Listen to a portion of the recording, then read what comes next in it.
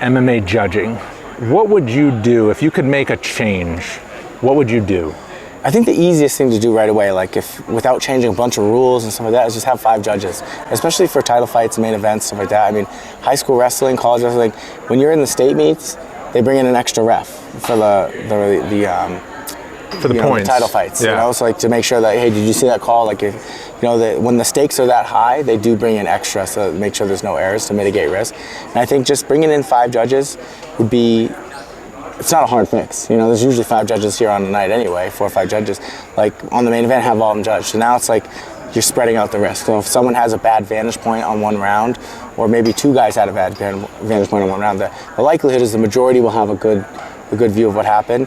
And we're humans too. There's gonna be, you're gonna have rounds where you maybe missed something, or you looked away for a second and didn't catch, what you thought was a knockdown was actually just a shot, or what you thought was a shot was actually, a knockdown or whatever, I think that would be the easiest one. And I also... Hey everybody, I know you're loving this interview. I'm coming out with an interview with Michael Bisping himself within the next week, so hit that subscribe button so you don't miss it.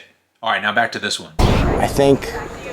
I don't think we should be scoring fights as a whole. Like, you get a judge, and what they do is the judge scores 3 rounds, the other judge scores 3 rounds, the other judge scores, and now there's 9 rounds to be scored, and it's like whoever gets 5 has the majority, they win, they win 5-4 if that's what it ends up being.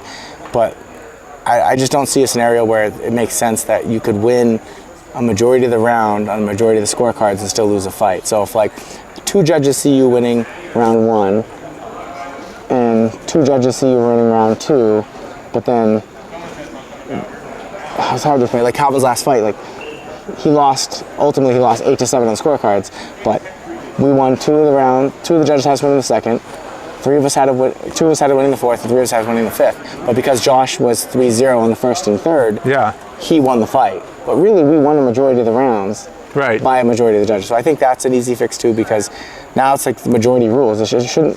An individual judge shouldn't have a say in like who won the fight. It should be like, you're scoring these 5 minutes, that's your world right there in those 5 minutes.